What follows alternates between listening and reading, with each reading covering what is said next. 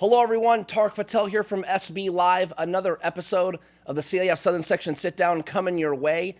We have a very special guest. She's got over 800 high school basketball wins. I think she only did that in a couple of years. We'll get to that in a second. Harvard-Westlake girls basketball coach Melissa Hearlihy. Melissa, thank you for joining the program. Thank you. What an honor to be here. Yeah, absolutely. So much fun we're going to get to here.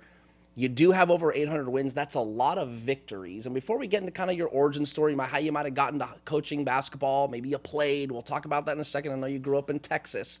I do want to ask, that's a lot of victories, but what are you most proud of in your high school coaching career, which I believe started in 1985 as a head high school coach? Correct. You know, everybody asks me that question. It's always the journey of these kids, and I can share a story. 2 days ago, Amelia Scharf sent me a text message. She's at Penn going to school, and she ran her first half marathon. I mean, this is a kid that didn't want to run in practice, couldn't understand the point of it, and now she said, the fact that I'm not running for competition, I'm running for fun, I thought you would be so proud of me. 6'4", running a half marathon, I couldn't be more proud. And those are the things I think that I enjoy the most, is the journeys while they're with me and then the stories I hear post. Isn't it kind of funny? I'm sure for basketball coaches, there's so much you can recall. Games, scores, what happened, the foul, time and score. But I think for the kids, most of the time, the best memories are like bus rides, dinners, team trips. How important is that to building a program? Do you know that's the foundation of what I do? If you talk to my players, it's about bonding. It's about going on retreat. It's about the trips that we take and what we do while we're on those trips, because that's a lot of the joy for me, too. I mean, basketball's fun. We're competitive, but it's all the stuff on the outside of the court that really brings back the fun part of what we do. Wow. Explain, looking back, being a head varsity coach at 22 years old, what was that like now that you can reflect back on being so young, leading girls that weren't too much younger than you, really? Right, correct. You know, it was exciting. I wasn't probably prepared to be the best coach I could be at that time, but the fact that I was so passionate about the game and so defensive oriented, I could get them organized and we could be successful. But I will also say, Alemany was successful before I got there. Charlie Turner-Thorne, Eileen Hauser, there were some great players there before I got there, so it wasn't like I had to take over this team and all of a sudden build this program. It was semi-built when I started. I got to elevate it a little bit, and part of that was just the Alemany name back then. Okay. So maybe there was a little bit of pressure. It was kind of your job not to mess it up, maybe. Did you feel a little bit of that? Yes. I walked in, I don't know if you know this, but back in the day, Bell Jeff used to have the biggest summer tournament. Okay. So Lisa Leslie, Morningside, Linwood, all the big teams would go there at the end of the summer, and I will never forget walking in with my team, and there was these two gentlemen from Burbank sitting at the top of the bleachers, and I could hear them at the very bottom say, "Oh, there's Alemany, but they have a new coach. They'll never be the same." And I took that to heart. There was no way. I mean, tell me I can't do something, and I'm going to fight till the end. We're going to talk more about Harvard-Westlake in particular now, but before we get there, what stands out to me, Melissa, is we're talking about other players, other programs, but for you, it seems that you're so passionate about just honoring the involvement of women athletics, no matter who she's playing for. How important is that to you? Well, you know what's more important, if you know me, is just young women being the best they can be, whatever that means. And so, you know, kids that want to try to get into Harvard-Westlake, it's about finding the right fit for them. You know, we're a special academic school, and it's not the right place for everybody, and so it's about finding the place that's the right fit. And I've had kids that have not been able to get in, and it's unfortunate because I know they're great kids, and I want them to be part of my program. But I think there's also a greater plan sometimes, and I say this to my kids that don't get into the colleges they want to get into. Maybe that's on purpose. Maybe there's a bigger plan. And so for me, yeah, it's about basketball, but it's also about watching women find their passions and also learning, and I talk about this in my meetings with my parents all the time. No matter where we are in life right now, it's still a man's world to me. I live in a man's world. I'm going to coach against men most of the time, you know, and everything you do right now is predominantly men, unless you're in a nonprofit organization. So we got to learn how to be strong and to have the self-confidence that we need to have to do what we want to do and what we're passionate about. So to me, basketball is a vehicle for that, Sure. Right? And we can be competitive, but it's also learning how to evolve and be the best we can be and value that. Harvard Westlake girls basketball. I know your latest standout, Kiki Oriafen, if I said that correctly. Iriafen. She's at Stanford. I see on Instagram she's like dunking in warm-ups now and stuff like that. Oh my gosh. Can you talk about, you can start with Kiki, but then maybe kind of back trickle on some of the standout players you've had at Harvard Westlake that come to mind and maybe why they were so good. I think with Kiki, and what I love about her is her desire. I mean, that kid has a plan in her mind about what she wants to accomplish, and she's going to do whatever it takes. You know, she had 27 against Duke on Sunday, and it was so fun to watch because she's just in there battling every day. She's not hoping that she gets to do what she wants to do. She's doing what's asked of her. And I think that's what's wonderful about her, and I know being at Stanford was her dream. I think part of, the scenario now is if you don't get what you want, you leave and you go find it. Mm-hmm. That kid stuck it out because she loves her teammates, she loves the school, and she was going to do and wait her turn, and she waited her turn, and now she's just blossoming. I think at 6'3", and the physicality and how bouncy she is has allowed her to be in college very successful. Not to mention, she's like Dennis Rodman. She has a nose to the ball. When that ball's coming off the rim, she has an idea, and she's going to go get it. You're going to have to keep her away from that ball. So that's what's always made her special. And she's a wonderful kid. That's another one I covered for 4 years. And I remember seeing her, I think, freshman year, I couldn't call it, but I think as a sophomore, I said, she will be a McDonald's All-American. And she ended up being one. More players, please, that stood out to you that you've coached. Maybe even some Alamany young ladies, just some of the better players you've coached. Well, my 2010 state championship team was special for sure with Nick Nesbitt and Nicole Hung and Sydney Haydell. And what I loved about that team is they were offensively gifted, but they bought into our defense. And so when you have athletes like that, I have Nicole Hung, who went to Princeton, who was a beautiful shooter. I had Sydney Haydell, was just a defender that was strong and ran the floor, and they have Nick Nesbitt at a point guard that can shoot pull-up jumpers. We always used to say, you play like a guy, and that's the way she played. Sure. But she ran our team, and she was physical, but they were also physical defensively. And it was a journey with them, too. They won a CIF title their junior year, and then their senior year, we went all the way. And the only team we lost to was the number one team in the nation, which was Mater Dei. Wow. So. And any other players that you can come to mind? And Alamany had some really special players too. I had Carly Funicello, who played at UCLA. Oh, yeah. I had I'm trying to think who else. Samantha ended up playing at Pepperdine, and then I had some other kids because you have those special kids, and I had one in Rachel Corelli. I had one in Sarah Webb, and they just didn't want to play in college. Like they fulfilled their passion in high school, and they were done because they had other things they wanted to do. So I think I've had kids that have bought into my system. As much as they're great players in their own right, they were able to play together, and I think that's what made them successful. I have to say it. You bring up Carly Funicello. I went to St. Euphrasia, and she was my 7th grade science teacher. Oh, my gosh. Yes. At 6'4". Yeah, it was. I'll never forget. We were all like, wow. I think she played in the WNBA for a little bit. Until she had an accident. Yeah, and so I think we were just we thought she was the cool. I mean, she was the coolest. Well, she's beautiful too. Yeah, she was young and like into basketball, so we could talk basketball. If we wanted to get her distracted during a day, like we would talk about the NBA, and she'd be like, "Yeah, oh man, that's so funny." Carly Funicello, that's so great. You brought up Mater Dei. Kevin Kiernan is the only other high school basketball girls coach that's got more wins than you. I know you know him well. I think sometimes. In sports specifically, it's kind of the people ahead of you. I'm not saying you're chasing them, but it's nice to have, iron sharpens iron, so to speak. Do you agree with that? And what's your relationship with Kevin Kiernan like? Kevin's great. The joke now is, when are you retiring? Yeah. Well, when are you retiring? I mean, we laugh about that. I think he probably feels the same way I do. The only reason I know how many wins I have is because you asked. Sure. Is because Eric Sonheimer asked. Otherwise, I don't know. Right. My AD, Terry Barnum, keeps track of it on his computer so that I can go back and look at it. I now have a son that's very into it. You got to stay in it long enough. You got to stay in it long enough to be with Coach Kieran. And I'm like, that's not the most important thing to me. It's fun. Sure. It's fun to talk about. It's fun to write about. It's fun to celebrate for sure. But I would much rather celebrate my players, I think. Absolutely. The landscape of high school sports, changing gears a little bit, not so much specifically about girls basketball, but the transfers. And I know Harvard Westlake, we had David Rabibo on the show. It's just, you guys do really well, and you just don't deal with the transfers. And kudos to you. However, they're just out there.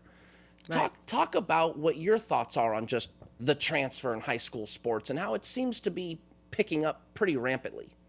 Well, I think the part that's frustrating to me about all of that is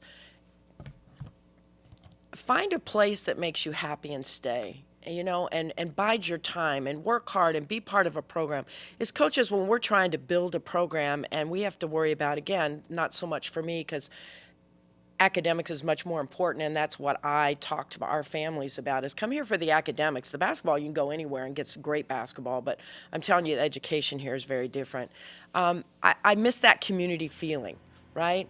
I miss the fact that you watch kids at a school grow up there and get better, and coaches spending their time developing their program and all of that.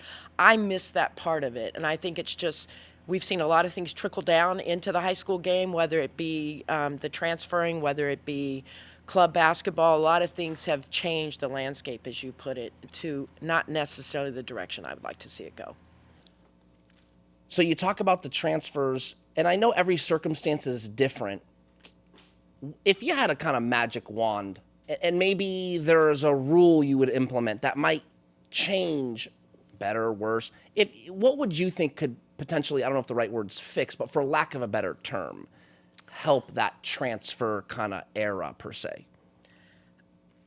I'm not sure that there is a fix. I think when you look at what the college landscape looks like now and what kids are doing and what parents are interested in, I think now it's high school. It used to be they were interested in academics and making sure their kids had a great education. I don't think that's part of their interest anymore at all. I think it's more about where can my kid go to try to get a scholarship so I don't have to pay for college. Can we fault them for that?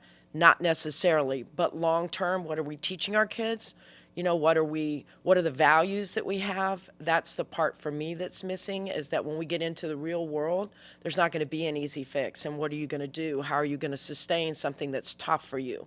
And for me, even coaching kids right now, that's the problem, is there are going to be issues and there are going to be things that go wrong, and there are going to be things that people can't fix for you. You have to fix them yourself, and I think that's a big struggle right now for youth, is how can I personally fix it? What's the biggest difference between coaching the point guard on the Alamany team in 1985 and 1986 and the difference between, the point guard at Harvard Westlake? The point guard at Alamany High School played basketball because she loved it. That's it. If it paid for her college and they hoped it would, that was great. But like I said, there weren't all those club teams for them to go play for. There wasn't Instagram. There wasn't all this media, right? Sure. So you didn't know anything about everybody else. I will say that, too, about preparing for other teams. It's very difficult now because they're going to say, oh, well, she's this, and, well, oh, she's that. I'm like, I don't care. I don't care. She's on this team, and this team does this, and that's what we need to prepare for. Got it. And so it's the whole media thing has really changed the game too, and kids' perceptions. Can you dive a little bit deeper on that? Maybe what are some, I don't know if you want to use an example, but dive deeper on how maybe that's a distraction, or it makes the girls focus on something else that maybe isn't as important as what maybe you're trying to prepare them for, because they think the point guard on the other team's going to Cal, so that's really the focus, where you're like, no, they like to go inside. That's what we need to focus on. Right. No, for sure. They're very impressed by these kids. And not that they shouldn't be, but there's 4 other kids on the floor, right? And if you're playing a Sierra Canyon, you're playing a Corona Santiago, there might be 3 or 4 Division I kids on that team. That was there back in the day too, but they also ran a system, right? And so that's what you have to worry more about. And I think still to this day, if you play modern day and you can talk individually about their players, they also run a system, and they've run a system for a long time. So is La Jolla Country Day, right? So those are programs that I would say club is not completely infiltrated yet. There are other schools that it has, and it becomes more about the individual players. But if you're not as good individually, but you have a system, you have a chance to beat them. And that's what I have to keep telling my kids. And it's just, to me, it's changed the way my kids go into games. And that's what I loved about having the twins. And the fact that I didn't mention them is crazy. When I had Jada and Jayla, they were afraid of nobody. And I say this all the time to people. We could go play the Lakers, and they would think they could win because they didn't care. They didn't care who you were because they knew who they were. And that's the point that kids need to get to. Doesn't matter who you are. It's who am I. And so that was always, and we were in games and we beat people we should have never beat because They were going to show up, and they were going to play hard, and they were going to be physical, and they weren't going to care who you were. Have you had to change the way you coach? Let's talk about that. Okay. So how long have you watched me coach? I've been doing this. This is my 9th year covering high school basketball. So Okay. almost about a decade. So you've watched me change just in the time. Absolutely. And my assistant coach for 10 years, Millie Junio, was my first point guard at Alamany. And she would constantly tell my players, you have no idea. I mean, the first game I'll never forget, we played at Palmdale, and we won by 20, and we had 20 turnovers. And on their floor, we ran for 20 minutes. I'm not going to have 20 turnovers on my team. So I could yell at them, but I also cheered them on, Sure. and I was always their biggest supporter and all of that. And I think that's another problem now too, is kids only hear one thing, and that's when you're getting on them and trying to correct them and trying to make them better, constructive or not, right? They're not hearing the fact that you're cheering them on, and so that's difficult for me too, because I'm also very positive, but all they're hearing is the constructive criticism, and so that's something that I struggle with. So yes, have I had to evolve? Certainly, because I have watched parents get more involved with what their kids are doing on the floor. And more trainers are involved. Kids didn't have personal trainers back in the day. They came and they worked out with us, and we trained, and we had a system, and we all bought in, and we did it. And now I get kids, and they already have a top 10 list of what they should be able to do. And if that doesn't fit in my system, then it's this. Yes. It's this. It's this with me and them. It's this with their parents. It's this with trainers, just with eye contact. And so I would say if you spoke to any coach that's been doing as an educator, that's been our struggles. It's so funny you bring it up. You're like the best guest, because I got that right here as a segue. The trainer, the skills trainer. We see it a lot with the boys, certainly with the girls as well. And there seems to be a difference in, I don't know if you want to call it philosophy, maybe the expectation far exceeds the talent sometimes. And so you got trainer skilling up the player. Hey, coach, that player now thinks that should be they should be your starting shooting guard, and you're like, you're like my second or third person off the bench. Talk a little bit more about what those conversations are like with the player and maybe with the parent. Well, and this was my parent meeting this year. I would love to put 10 trainers in the room and ask the question, how many minutes do you spend talking about defense? How many minutes do you spend talking about getting another player open and how you're going to do that? And how many minutes Right here. do you 0. spend dribbling the ball between your legs, right? Yeah. Behind your back. Sure. One-handed passes. I call them one-handed nasties because most of the time it's just nasty. Got it. How many times how many minutes do you spend on that? Because that's where I've watched girls from being great players to being poor players. Because you don't see really good passing. Like, that's what they used to say about girls. Gosh, they can really shoot. They can really pass, high basketball IQ. That's not what I would say about the better players now. I would say, boy, they can handle the ball. Boy, they can get to the rim on the bounce. Boy, Right. they can shoot threes. But I wouldn't say all the other things we used to commend women's basketball about. Does that bother you? Well, in a team system, of course. In a team system. Sure. I mean, I talk about it all the time. One of the best shooters I ever had in my program didn't play a minute. She could shoot the ball great, but then you put a defender on her and you put 8 other kids on the floor, then what? It's different. And so that's what I would love for us to get back to, is for kids to have a high basketball IQ, understand the game. Not as much. What are some of the foundational things you do to make sure that your girls are more savvy on the IQ side? For maybe any coaches out there that are watching, someone that's been doing it as long as you have, and they're thinking, man, my girls are just not quite, there's just some IQ things I think they could be catching on. What are some examples you might do to help them grasp that a little bit better? Well, I think what we can say is video doesn't lie. Oh. So watching film, and all the top programs do, and I think most of the coaches watch film, breaking down film, doing it individually with kids, doing it as a team, just talking about in practice about what you need to be looking for, because kids, and the one thing I think we can always value about Reggie Miller, and obviously the Miller family were excellent basketball players, is what he did without the ball. And that's what I have to talk about all the time. What are you going to do when you don't have the ball? And 9 times out of 10, the answer, if you watch teams, is I'm going to stand around. And watch the other player, because it's their turn to go one-on-one. And so I have a team, we'll talk in a minute, loaded with freshmen. And, they've been great in their club team because it's one-on-one and I can shake and bake and I can do this, I can do that. But then you put all these other kids on the floor in a system and now all of a sudden I can't do anything, right? And so now I have to understand what that means and what I need to get better at. I got to ask, as a basketball coach, do you hate when players ball chase? So they're not standing, but they run to the ball trying to get the ball. Talk about that a little bit. I don't have players that do that, thank God. Yeah. I really don't. Okay. I mean, my kids are very sweet to each other. And, the one thing I will say that I can speak to for sure is the difference between girls and boys. Is girls want to be liked. They're rarely going to do something that their teammates are going to dislike them for.